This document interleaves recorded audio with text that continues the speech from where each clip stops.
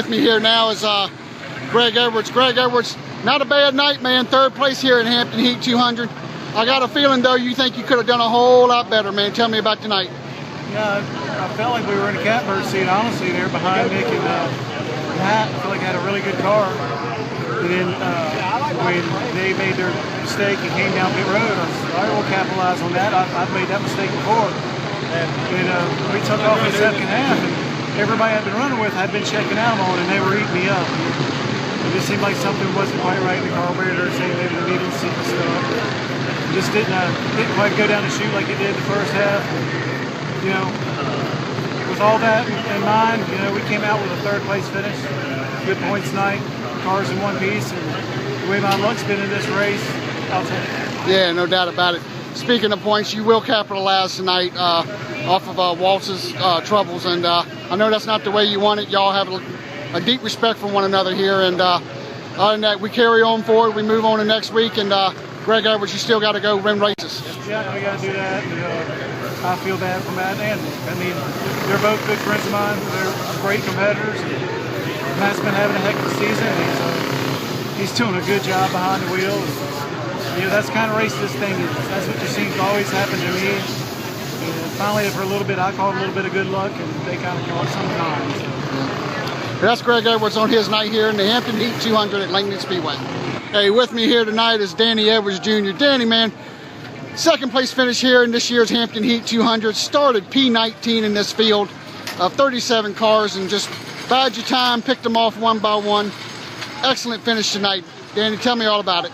Oh, thank you. It was a good race for us. You know, we've been struggling quite a bit here the last couple of years, and we've been working hard. It's not because we haven't been working hard and haven't been trying. Right. We tried a little bit of everything, and I wasn't really sure once, you know, when the race started how it was going to be. You know, practice we were mediocre. The car was okay.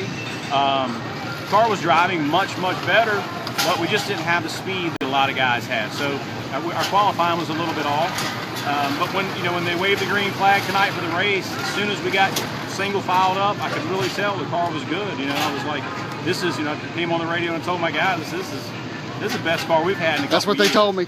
And you know, I could, just had that feel that it would stay with me all night, and I haven't had that in a long time. So it was a good night for us. And obviously it wasn't a win, but it was almost as good as a win for us, considering how how we've been running the last couple of years. Danny, I tell you, man, it's been a while. There's a lot of people up there in them stands that have been waiting for this. It's been a great night for them and great night for you as well. At what point in this race did you realize that, hey, oh my goodness, this thing is starting to feel pretty doggone good? Well, like I said, right from the beginning, it felt really good, and I knew we could progress, and we had to stay out of trouble. So, and that's hard to do in these races sometimes, just to keep the fenders on it, keep the nose on it. We had a few bumps and rubs there throughout the race on some of the restarts, and people getting missing gears and things like that. But all in all, I just wanted to take care of it, and I had to be a little bit conservative there at the end on our cone call. A couple of them we made a couple bad calls that cost us some spots. We got a couple that gave us a couple breaks. And we just had to be very careful about what we were doing, not to get caught on the outside in right. bad spots. So, yeah, it kind of worked out for us. Like I said, like they had one more spot, but we'll have to take the second and see if we can build on it from there. There you go, and that's Danny Edwards Jr. on his great night here with a second place finish in the Hampton Heat 200. Hey, right here I got CE FALK. CE FALK, welcome back to Langley Speedway, bud, in a big way. You're the 2014 Hampton Heat 200 winner, man. Tell me all about your night.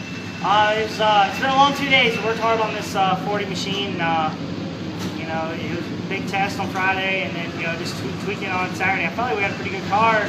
Ended up second quick in practice, and qualifying came around, and ended up in the toilet kind of like we usually do. It was 13th, but I knew I had a good car. It's just taking the time to get up there, and I think I chose all of my restarts pretty well. It's a big shame the 11 and 2 went to pit road too early. They had really good cars, and I wanted to race them, but when luck falls in your lap, you gotta take it. So, you gotta take it. I went on the outside of Greg, and we raced each other for a little bit. Just took the lead there, and we had a good car. I just didn't know how good those guys were saving behind me, and I was trying to save a little bit, but at the same time, these F50s, you just murder them all night. Yeah. They seem to be pretty good, so I just kept at it, you know. And like I said, Dylan gave me a bunch of fits on a bunch of restarts, and the one before he really snookered me pretty bad. I knew I couldn't take that if I wanted to win. So just pulled out some old tricks and was able to clear him, and then let them guys race each other out and bring on the 40 in Victory Lane. It's a great feeling. It's been a long time spending Victory Lane here, and a long time period. You know, it's been about a year. So yeah, just to get 10 grand and a big check from Bill Moss and all the fans here at Langley, it's a huge win, and the three-peat this thing is pretty cool. It is that. You're the only three-peat winner of this race. Tell me, CE, one more before I let you go. We called it early. We noticed that you were starting to work your way back up through the field. At what point did you realize that, hey man, I got a piece and I can win tonight? Well, I never really thought that. I knew I had a good car, and I came here earlier, a month or two ago, and I knew some things I had to work on. That's all I worked on the past 2 days, and all those things were going for me in the race, and we fight loose in a lot here, and we're taking care of that a lot, manage that. Just had a solid car, and it's kind of a car of old, really. It's this track with a hard tire and some age on it. It's a lot like the old Langley, and I kind of just went back to that setup from Phil Warren, Sammy Houston days, and just went back to my roots on that. It worked out for me. So, but I wouldn't be here without my guys. They worked so hard. My mom and dad and my fiance, they just support me endlessly when I come home late or don't call, and they know I'm working hard. And my brother, he's the only one I got that comes and every day and helps me. I got a lot of great friends and they come by and help, but my brother he's a really great guy, and takes a lot of time, puts a lot of time in our car, and this one's for him for sure. No doubt about it. I guess it kind of wraps it up. You're $10,000 richer, and you're the only three-peat winner here at Langley Speedway's Hampton Heat 200.